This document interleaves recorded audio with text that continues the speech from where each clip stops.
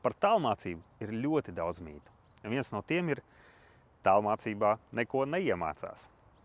No kurienes tad tāds mīts vispār ir? Ja mēs padomājam, 2020. līdz 2022. gads, tajā laika posmā attālinātās mācības bija visā Latvijā, ne tikai Latvijā, visā pasaulē. Tas, ko varēja redzēt, visiem sekmes uz leju. Vide hausā, nesakārtota, skolotāji nesagatavoti, skolēni nav iemācīti mācīties patstāvīgi. Un, protams, kādus rezultātus tur īsti var gaidīt. Un šis ir priekšstats palicis un sāpe tāda, ka ne, tikai ne tas. Bet padomā, ja tālmācībā nevarētu neko iemācīties, tad faktiski neviens nevarētu iemācīties neko ne no grāmatas, ne no video, bet tā tak nav patiesība. Cik daudz mēs reāli esam dažādos kursos iemācījušies, no video visu kaut ko iemācījušies. Un tas viss, kad neviens nestāv aizmugurē un nesaka, un tagad mācies šito, dari šito, mācies šito, lasi to. Paši mēs ņemam un mācamies.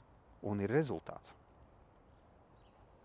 Šogad Vislatvijas vidusskolā 20 skolēni, kuri izdomāja aiziet uz klātienes skolu, pamācīties tur, precīzāk tā mācīties, ja? Bet pēc laika viņi atgriezās atpakaļ. Jautājums, kāpēc? Kas tad tur īsti ir? Un šeit es izteikšos 9. klases skolēnu vārdiem. Klātienē mācīties nav efektīvi. Ko tad viņš īsti ar to ir domājis? Pirmais ir tas, ka klātienē daudz uzmanības jāvelta uzvedības problēmām. Skolēniem patīk vienkārši pārbaudīt robežas, izaicināt, tur daļa laikā.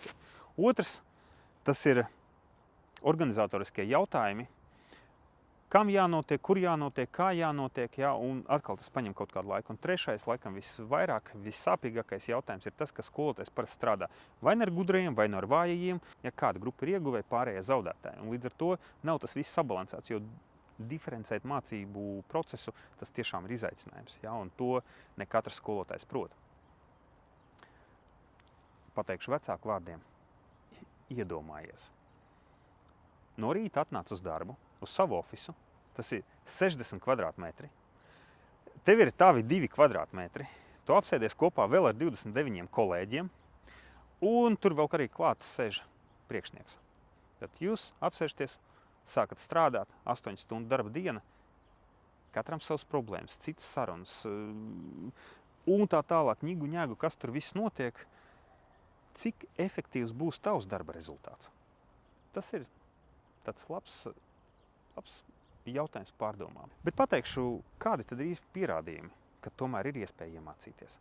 Pagājušā gadā mūsu 9. klases skolēni kopā 39 skolēni kārtoja centralizētos eksāmenus. Matemātika, angļu valoda, latviešu valoda. Šie 3 eksāmeni. Pastīsimies, kādi ir tie rezultāti. Angļu valodā rezultāti bija augstāki nekā vidējie valstī, un pats augstākais bija 98%. Latviešu valodā tie bija gandrīz līdz vidējam, ja, tad tur ļoti tuvu, un augstākais bija 78%. Un matemātikā, šķiet, kas tad ir matemātikā, ja? Ja mēs salīdzinām ar visām tālmācības skolām, tad Vislatvijas vidusskolā bija par 10% augstāk rezultāti nekā visā valstī tālmācības skolās. Un augstākais rezultāts 87%. Tā kā ir iespēja iemācīties tālmācībā, tikai jāpaskatās plašāk, jo katram ir sava tālmācība.